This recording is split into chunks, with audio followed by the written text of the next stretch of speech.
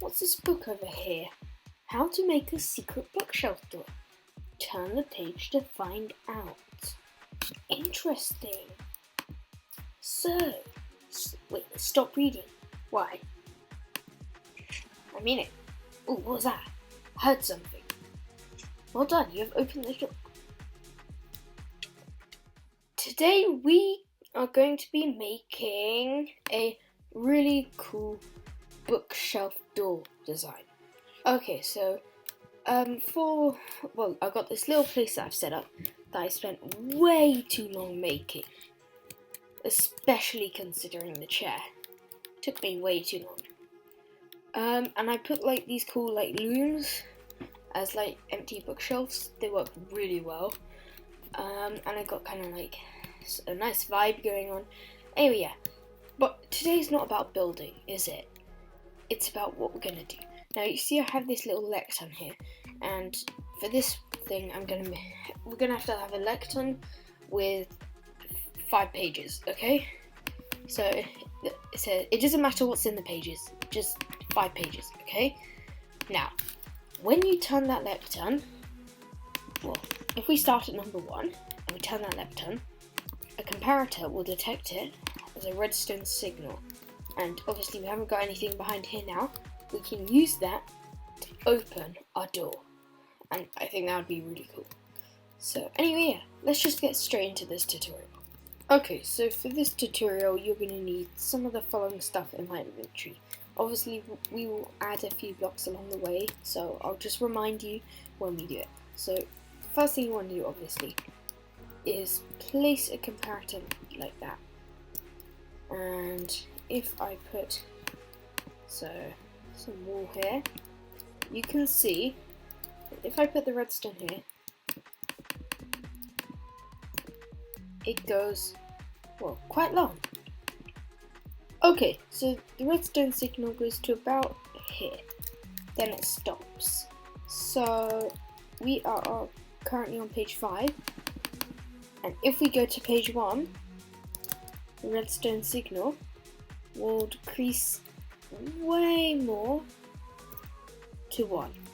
So to show you how this works, I'm going to use a redstone lamp. Okay, so when I'm on page 1, the first, it's only a signal strength of 1. When I turn the page, it is a signal strength of 4.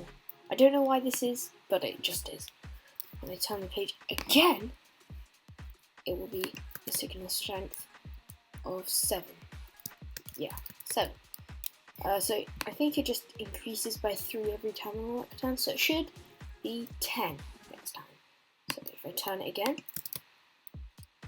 1, 2, 3, 4, 5, 6, 7, 8, 9, 10. Yeah, so basically it increases by 3 every time with every page turn. And when I've done the last page, that will be 13. So it would have lighted up all of these. So if I just go along here, it only lights up till that. Only lights up till that. Okay, so with this knowledge, we can make it so that if they turn the page too far, so if they turn it to page 5, which they shouldn't, because we're going to be setting a little trap for them, it will basically just move the floor beneath them, because we don't want any random person just getting into our base. So I'm thinking we just make this a bit of a hole, and I don't want to put lava at the bottom, so I'm just going to make it a bottomless pit. You can decide however you want how they die.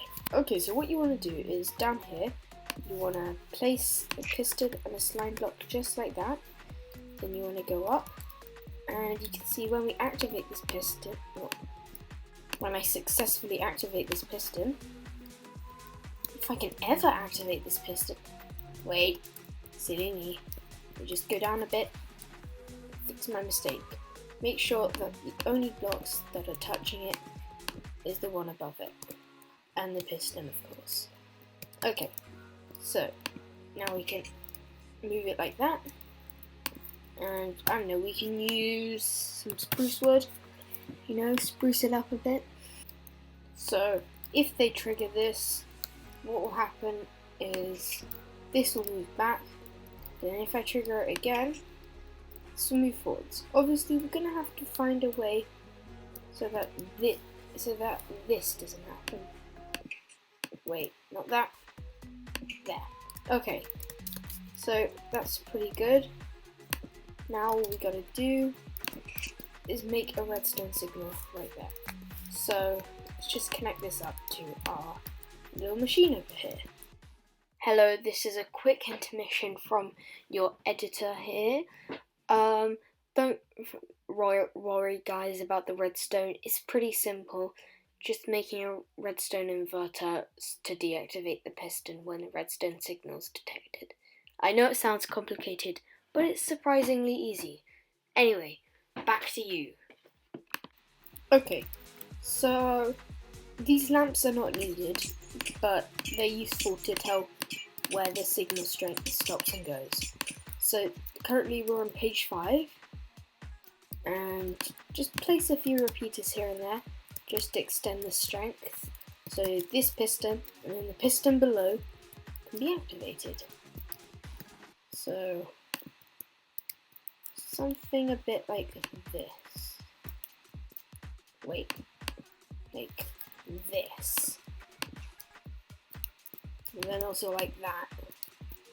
And wait. Yeah, just make a repeater going into the side of this piston. And when you turn off page 5, we'll deactivate. But that's not what we want. We want it to deactivate. That is not supposed to be there yet. Make sure there's no blocks in front as well. So if I just go down here, just make sure no blocks are in the way, okay? If there's any problems with this line blocks, it just means that there's a block in the way. Okay, now that we've got that working, we need to make sure that we need to make a little redstone inverter. So just like that. Now it's activated, and when we turn to page 5, if we're standing on here,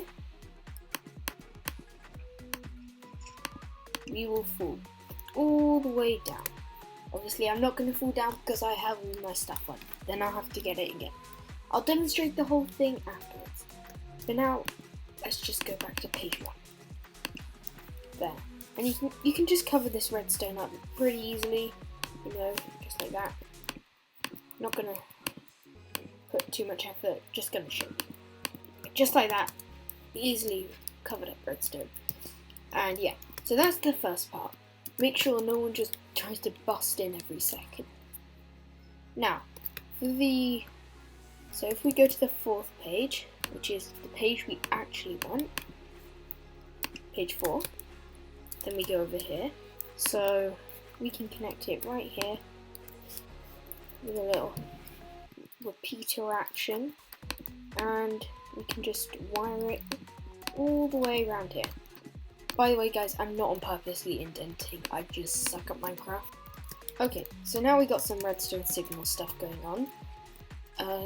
What we want to do is create another redstone inverter, so that this is activated, so the pistons are activated when it's normal. So yeah, I'll explain this when we get there. So this is what it like. I know it looks a bit messy. You can edit this a bit. It's quite a flexible contraption. It's not that hard to do the redstone. Yeah. So we want to be on page 4 for this to activate. And this means that the pistons that are activating to hold this door open will close. Okay, so now it's time for pistons. I think what we should do is, I don't think we should do a flush piston draw. Flush piston door. Sorry, guys. I don't think we should do a flush piston door because that would be too much hard work. Put some redstone there, and just like that should work, hopefully. Okay, so just place this piston right here, and we are set. Oh wait, piece of redstone on top. Okay, so just connect these like that. So let's just go up and go to page 4. So it should be normal. Oh, well, it should be normal. It's a bit weird. I think I know I think I know how to fix this. All you need to do is just get a little repeater action in here, and just like that. We are set. Now we just need to go to page 4. And yes, that works. Okay. So I think what we're gonna have here is just cover this up. Like that. And what we're gonna have here is just a little drop down into our secret base. Okay, so a little bit of editing later. Let's go back to this. And when we turn it to page 4, it opens this up. And we can, wait, done something wrong. Okay, so now that I've got all that fixed up, when it goes to number 4, there's a ladder right here, which you can descend into. And if the person, well, as the base owner, you will know this, but so don't shut this trapdoor above your head, because if you do, and this is kind of like a storage room, open the shulker box, you fall into lava. So yeah, I think that's all for today's video, and I guess we can end it with a death. See you later, alligator.